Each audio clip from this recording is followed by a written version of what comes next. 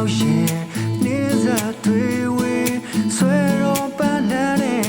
ဝေးပြန်နေမြေဒါဟာဟိုငါတို့နေမျိုးရဲ့လာတရား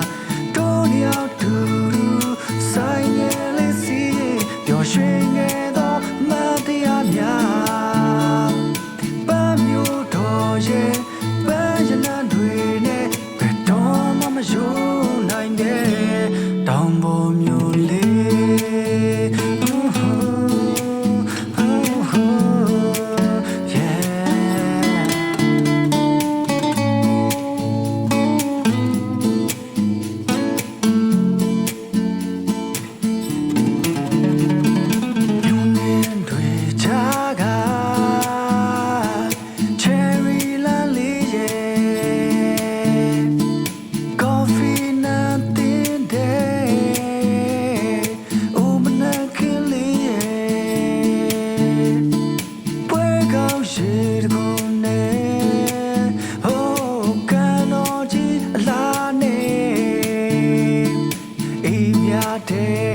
လေညင်လေးက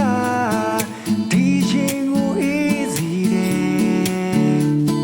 ရှေးဟောင်းအင်ချန်တွေနဲ့လွမ်းစရာစတော်ဘယ်ရီချန်နဲ့ကအပြုံးကပြညခါရောက်ရှင်နေစားတွေ